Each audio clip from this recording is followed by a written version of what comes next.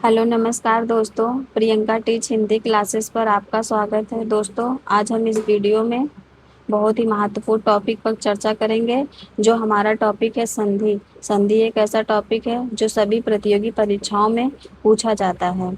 संधि क्या है, संधि के भेदों से पूछ लेगा, संधि के सब संधि विच्छेद करके पूछ लेगा, इसमें कौन सी संधि है, संधियों के नाम पूछ लेगा। इस तरह से प्रश्न हमें प्रायः देखने को मिलते हैं। आज इस टॉपिक में हम संधि को पढ़ेंगे। संधि कहते किसे हैं, संधि के कितने भेद हैं, और संधि का जो स्वर संधि का पहला भेद हमारा होता है दीर्घ स्वर संधि। आज इस वीडियो में हम दीर्घ स्वर संधि को पढ़ेंगे। सारी संधियों को एक साथ ना पढ़ के हम एक एक संधि को एक एक वीडियो में पढ़ेंगे, जिससे वीडियो भी लंबी नहीं होगी, आप बोर भी नहीं होंगे और संधि आपको अच्छी तरह से समझ में आ जाएगी। देखते ही देखते आप पूरी संधि को कवर कर लेंगे। बस आप हमारे साथ बने रहेंगे और शांतचित होकर, पूरा एकाग्रचित होकर आप वीडियो पर ध्यान लगाएंगे और समझने का प्रयास करेंगे। रटने से काम नहीं बनेगा दोस्तों। हम एक संधि रट लेंगे, दो संधि, परंतु अगर हम समझ जाते हैं तो हम कभी नहीं भूलते हैं। चाहे कोई भी शब्द देकर हमसे संधि पूछ लेता है, यदि हम संधि के नियमों को जानते रहेंगे, उसके लक्षणों को जानते रहेंगे, हम उसे तोड़कर उसके शब्दों से बने हुए जो परिवर्तन होता है उसके वर्णों से, उसे ही हम संधि तक पहुंच सकते हैं जो संधि हमसे पूछी गई है। तो दोस्तों आप वीडियो को ध्यान पूर्वक देखेंगे और किसी भी टॉपिक को आप इसे रट कर नहीं, समझ कर पढ़ने का आज हम प्रयास करते हैं। तो संधि कैसे कहते किसे हैं, पहले तो हम इसे जान लेते हैं कि संधि किसे कहते हैं। अब संधि का क्या अर्थ होता है, अगर हम सामान्य अर्थों में देखें, शाब्दिक अर्थ में देखते हैं, तो संधि का अर्थ होता है जोड़ हो सकता है या फिर मेल हो सकता है। इसका शाब्दिक अर्थ यानी दो वर्णों के मेल को हम क्या कहते हैं, संधि कहते हैं। ध्यान रखेंगे आप, इसमें क्या होता है, इसमें वर्ण का मेल होता है, ना कि शब्द का मेल होता है। शब्द का मेल किस में होता है दोस्तों, तो शब्द का मेल हमारा समास में होता है। तो आप लोग ध्यान रखेंगे, संधि में वर्णों का मेल होता है, यानी दो वर्ण, जैसे कि एक तरफ आ दिया गया है, दूसरी तरफ आ दिया गया है, तो ये दोनों मिलकर हमारा दीर्घ आ हो जाता है। तो ये एक वर्ण ये हो गया, दो वर्ण एक वर्ण ये हो गया, दोनों मिलाकर क्या हो, एक नया वर्ण परिवर्तित हुआ है। तब दो वर्णों के मेल को हम संधि कहेंगे और दो शब्दों के मेल को हम क्या कहते हैं, समास कहते हैं। आप लोग ध्यान में रखेंगे, संधि वर्णों का मेल होता है, ना कि शब्दों का। हम आगे चलते हैं कि आखिर में संधि कहते किसे हैं। पहले तो हम इसके परिभाषा को देख लेते हैं।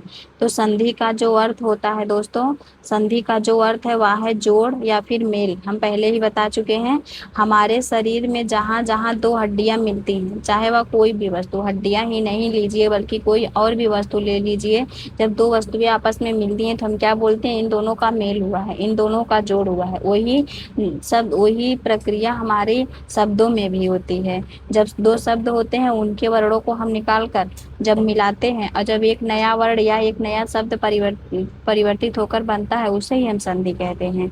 अर्थात जहाँ जहाँ अनेक जोड़ हैं उन्हें हड्डियों को संधियां कहते हैं। उन्हीं हड्डियों को, शब्दों के प्रसंग में भी यही बात है। तीन उदाहरण लीजिए, जैसे कि हम यहाँ पर तीन उदाहरण दिया गया, महाधन ईश, जगत धननाथ और प्रथम धन अध्याय। तो महाधन ईश, तो यहाँ हमारा महा और ईश, ये बना है दो शब्द। यहाँ पर एक शब्द है, एक शब्द यहाँ पर है। हम कोई सी भी जब स्वर व्यंजन लिखते हैं तो उसमें स्वर पहले से ही निहित होता है। तो इसमें से जो महा हा में जो हमारा क्या दिखाई दे रहा है, आ स्वर दिखाई दे रहा है। आगे हमारा क्या है, इसमें हमारा ई है, तो ये दोनों मिलकर हमारा क्या बन जाता है, ए बन जाता है। तो इसका जो होता है हमारा मह, महेश जो होगा, इसका निर्मित शब्द होगा। यहाँ उसी का व्याख्या किया गया है। ऊपर पहले शब्द के अंत में आ स्वर है, पहले शब्द के अंत में क्या था, हमारा आ स्वर था। फिर तीसरा शब्द जगत है, जगत में हमारा क्या है, अंत में ता व्यंजन है। ये ता व्यंजन यहाँ पर हलंत लगा है तो इसमें आ स्वर नहीं या ता व्यंजन है। और पांचवा शब्द हमारा क्या है, प्रथमा के अंत में क्या है, विसर्ग। विसर्ग ये जो दो बिंदु दिया गया है माँ के बाद, यही हमारा प्रथमा के अंत में विसर्ग है। जब पहला शब्द, अब पहला शब्द हमारा क्या था, महा था। अब पहला शब्द महा, दूसरे शब्द ईश, अब दूसरा शब्द हमारा क्या था, ईश था। तो दूसरे शब्द इससे मेल करेगा, यानी इससे और इससे मिलेगा तो कोई ना कोई परिवर्तन जरूर होगा। अतः आ और ई से ए हो गया और नया संधि युक्त हमारा बना क्या, महेश बना। उसी तरह से जगत धननाथ, ता का ना हो जाता है व्यंजन संधि में, तो यहाँ पर हमारा जगन्नाथ बनेगा। प्रथम धन अध्याय, यहाँ पर प्रथमो अध्याय बनेगा। इस तरह से यह हमारा स्वर संधि में आ जाएगा, ये व्यंजन संधि और ये विसर्ग संधि। उम्मीद है दोस्तों संधि आप लोग समझ गए होंगे। दो वर्णों के मेल को हम संधि कहते हैं। संधि जो कि पहले शब्द का हमारा पहला अक्षर और दूसरे शब्द का, पहले शब्द का हमारा अंतिम अक्षर यहाँ से लेंगे और संधि विच्छेद करते समय, और जो दूसरा शब्द होता है उसका हम पहला अक्षर, इन्हीं दोनों को जब हम मिलाते हैं और जो नया वर्ण बनता है, नया रूप परिवर्तन होता है, उसे ही हम संधि कहते हैं। अब संधियां कितने प्रकार की होती हैं? संधि के मुख्यतः 3 प्रकार होते हैं, स्वर संधि, व्यंजन संधि, विसर्ग संधि। अब स्वर संधि क्या है? स्वर संधि में एक तरफ स्वर रहेगा और दूसरी तरफ भी स्वर ही रहेगा, ये इसकी पहचान होती है। एक तरफ स्वर, दूसरी तरफ भी स्वर। व्यंजन संधि में क्या रहता है? एक तरफ व्यंजन रहता है हमारा, दूसरी तरफ स्वर भी हो सकता है और व्यंजन भी हो सकता है। विसर्ग संधि में क्या होगा? एक तरफ हमारा विसर्ग रहता है और दूसरी तरफ व्यंजन भी हो सकता है और स्वर भी हो सकता है, लेकिन स्वर संधि में हमारा दोनों तरफ स्वर ही रहेगा। भाषा में संधि का अर्थ है अक्षरों का मेल, एक शब्द के अंतिम अक्षर का और परवर्ती शब्द यानी बाद वाले शब्द का शुरू के अक्षर का ही मेल होता है, तब जाकर हमारा संधि बनता है। जैसे कि संधि के प्रकार पर यहाँ दिया गया है, संधि के कुल 3 प्रकार होते हैं। पहली हमारी स्वर संधि थी, दूसरी व्यंजन संधि और तीसरी विसर्ग संधि। अब स्वर संधि में दोनों तरफ स्वर ही रहेगा, चाहे वह कोई भी स्वर हो, परंतु दोनों तरफ स्वर रहेगा। व्यंजन संधि में एक तरफ व्यंजन रहेगा और दूसरी तरफ व्यंजन भी हो सकता है और स्वर भी हो सकता है। और विसर्ग संधि में एक तरफ तो हमारा विसर्ग रहता है, दूसरी तरफ हमारा स्वर भी हो सकता है और व्यंजन भी हो सकता है। तो इसको आप ध्यान में रखेंगे। अगला जो स्वर संधि होता है हमारा, स्वर संधि के मुख्यतः कितने भेद होते हैं? 5 भेद होते हैं। दीर्घ स्वर संधि, गुण स्वर संधि, वृद्धि स्वर संधि, यड़ स्वर संधि, अयादि स्वर संधि। तो आज हम इस वीडियो में यही कवर करेंगे। हमारा जो पहला भेद है दीर्घ स्वर संधि को एकदम अच्छे से पढ़ेंगे, समझ कर पढ़ेंगे। तो आप लोग धैर्य बनाकर रखिए और साथ में नोट्स बनाते हुए चलिए, ताकि जब हमारा परीक्षा का अंतिम दिन आता है तो रिवीजन करने में हमें बहुत आसानी होती है। यदि हम पहले से चीज़ों को कलेक्ट करके एक जगह लिखे रहते हैं तो अंतिम दिन में हम तैयारी बहुत तेज़ी से कर लेते हैं। तो साथ में आप लोग नोट्स ज़रूर बनाइए दोस्तों, आपको बहुत काम में आएगा। हम अब देखते हैं कि स्वर संधि के जो भेद होते हैं वह 5 होते हैं। दीर्घ स्वर संधि, गुण स्वर संधि, वृद्धि स्वर संधि, यड़ स्वर संधि, अयादि स्वर संधि। ये तो आप लोग जानते ही होंगे। अब हम पढ़ते हैं इसमें से दीर्घ स्वर संधि। पहले तो हम ये जान लेते हैं कि स्वर संधि क्या है। पहले हम स्वर संधि के बारे में जानेंगे। याद रखने वाली यहाँ पर बात है दोस्तों कि जब मूल स्वर हमारे कितने होते हैं? हिंदी में 4 होते हैं, हरस्वा, हरस्वई, हरस्वउ और हरस्वरु। अगर हम संस्कृत भाषा में देखते हैं, संस्कृत व्याकरण के अनुसार देखते हैं, तो जो मूल स्वर होते हैं वो हमारे वहाँ पर 5 होते हैं, आ, ई, उ, री और उसमें एक और आ जाता है री। तो ये हमारे संस्कृत भाषा में होते हैं, परंतु हम यहाँ पर हिंदी पढ़ रहे हैं तो हिंदी में जो मूल स्वर होते हैं वह 4 होते हैं। प्रायः हम इन्हें हरस्व स्वर भी कहते हैं। आम विद्यार्थी इन्हें छोटा आ, छोटी ई, छोटा ऊ कहते रहते हैं। व्याकरण में इन्हें हरस्वा, हरस्वई, हरस्वउ और हरस्वरी कहा जाता है। हरस्व स्वरों के मेल से जो दीर्घ स्वर बनते हैं, नीचे दोनों स्तंभों में 8 स्वर है, वे दीर्घ स्वर दीर्घ हैं। जैसे कि अगर एक तरफ आ, दूसरी तरफ आ, तो दोनों मिलकर क्या बनता है हमारा? दीर्घ आ बनता है। एक तरफ ई, दूसरी तरफ ई, दोनों मिलकर क्या बनेगा? दीर्घ ई। एक तरफ उ, दूसरी तरफ उ, दोनों मिलकर क्या बनेगा? दीर्घ उ। एक तरफ री, दूसरी तरफ री, दोनों मिलकर हमारा क्या बनता है? बड़ी री बनता है या फिर दीर्घ री बनता है। विद्यार्थी इनके लिए प्राय बड़ा आ, बड़ी, बड़ा ऊ कहते रहते हैं। ह्रस्व और दीर्घ शब्द याद रखिए आप लोग। ह्रस्व क्या है और दीर्घ क्या है? ह्रस्व क्या होता है? जो छोटा होता है। दीर्घ क्या होता है? जो बड़ा होता है। तो इसमें से जो आ है हमारा ये ह्रस्व है और जो ये वाला आ है वो हमारा दीर्घ है। तो आप लोग ह्रस्व और दीर्घ को ध्यान में रखेंगे, आगे चलकर ये बहुत काम में आएगा। संधि इसी पर आधारित होगी, कौन सा ह्रस्व है कौन सा दीर्घ है। तब हम देख लेते हैं दीर्घ स्वर संधि। अब दीर्घ स्वर संधि क्या है? एक ही स्वर के अर्थात सवर्ण स्वर, यानी कि जो वर्ण इधर आता है उसी के समान, सावर्ण मतलब उसी के समान वर्ण, उस वही वर्ण इधर भी आएगा। वह ह्रस्व भी हो सकता है और यह दीर्घ भी हो सकता है, इससे मतलब नहीं है। परंतु जो हमारा पहले हमारा आ वर्ण आता है वही हमारा एक ही समान का वर्ण या दोनों तरफ हमारा आता है, जबकि अब इसके बाद वाला जो होगा वो हमारा एक इधर दूसरा वर्ण रहता है, दूसरी तरफ दूसरा वर्ण रहेगा। परंतु दीर्घ स्वर संधि की सबसे बड़ी पहचान होती है दोस्तों, दोनों तरफ एक ही समान वर्ण रहेंगे। अगर इधर ई रहेगा तो इधर भी हमारा ई रहेगा, चाहे वह बड़ी भी हो सकता है और छोटी ई भी, मतलब दीर्घ ई भी हो सकता है और ह्रस्व ई भी हो सकता है, इस तरह से।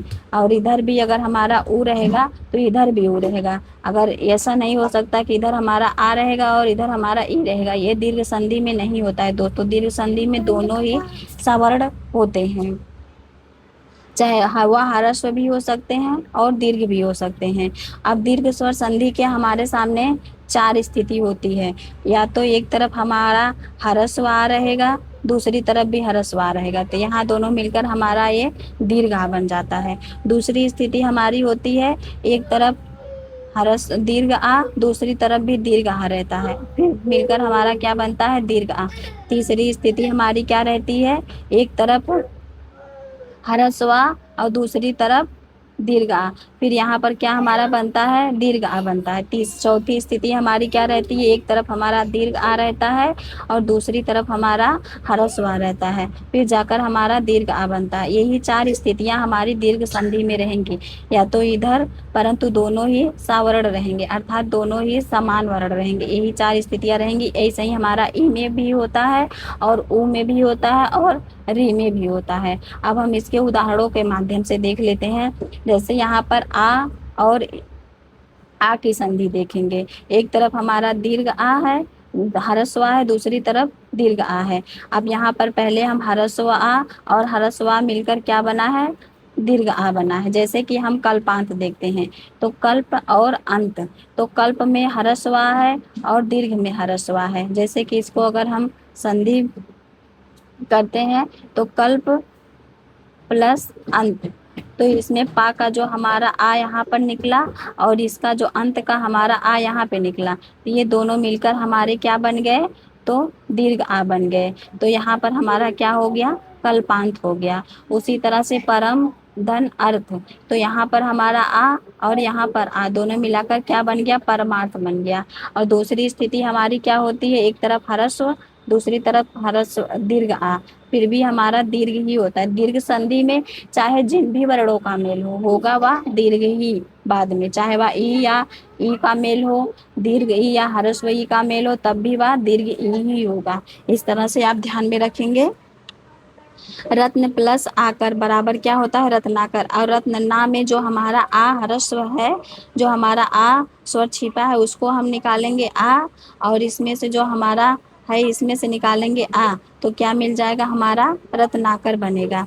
कुश है और आसन है, तो साग में जो हमारा ह्रस्व छिपा है आ, उसको हम निकालेंगे, और जो आसन का जो आ है दीर्घ, उसको हम निकालेंगे। तो ह्रस्व आ और दीर्घ आ मिलकर क्या हो जाएगा? हमारा कुशासन। उसी तरह से हमारा तीसरी क्या है? तीसरा स्थिति क्या होता है?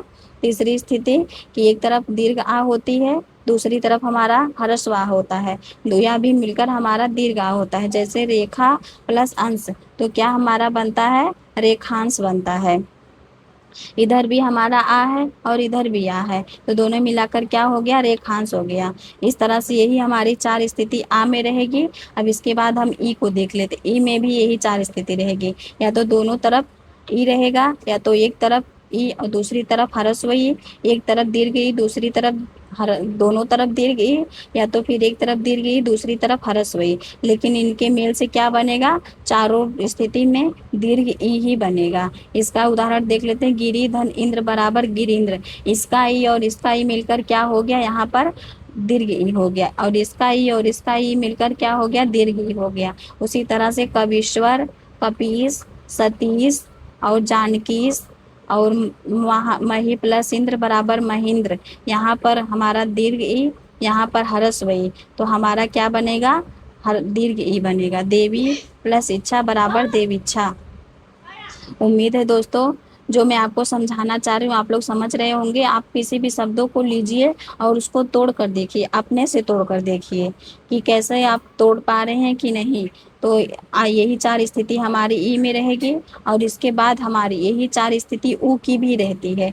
या तो दोनों तरफ ह्रस्व ऊ रहेगा, या तो दोनों तरफ दीर्घ ऊ रहेगा, या तो एक तरफ ह्रस्व रहेगा दूसरी तरफ दीर्घ रहेगा, या फिर एक तरफ हर दीर्घ ऊ रहेगा दूसरी तरफ ह्रस्व ऊ रहेगी। यही चार स्थिति रहेगी, इसके अलावा कोई भी स्थिति नहीं रहेगी। बस आपको यही याद रखना है, चाहे वह आ हो, ई हो, और हमारे चार ही मूल स्वरों से मेल होगा, आ ई ऊ री। इसके अतिरिक्त किसी भी स्वर से मेल नहीं होगा।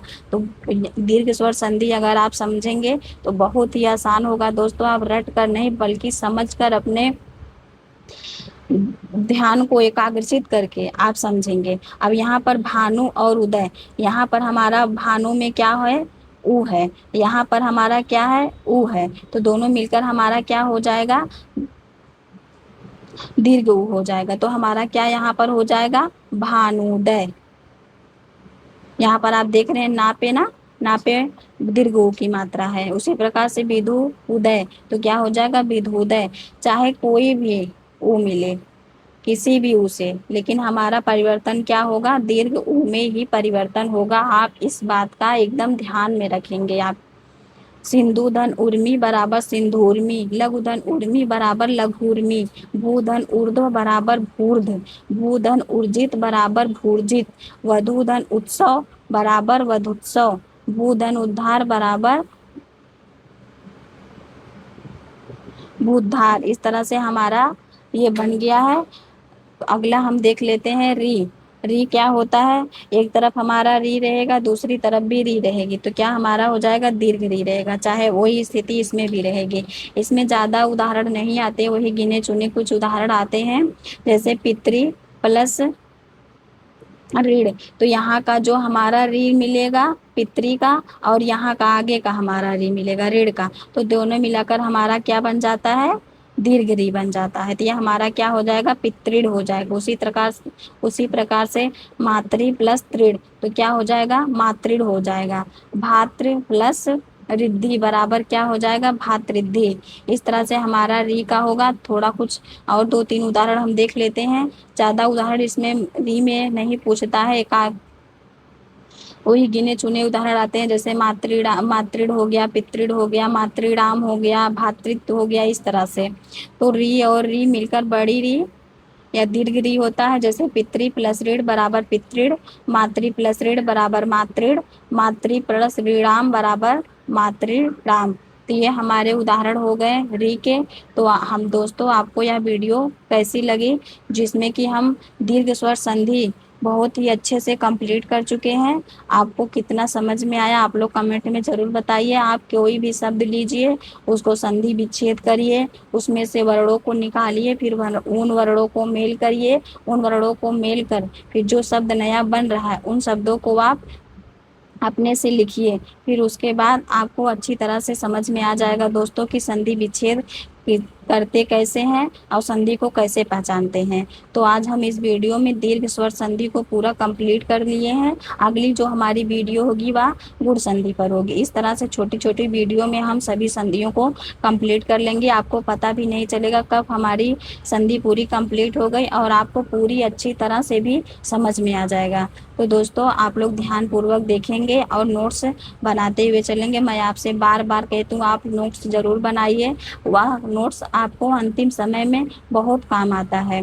तो दोस्तों मिलते हैं एक नई वीडियो में नई ऊर्जा के साथ। तब तक के लिए राधे राधे, जय श्री कृष्णा।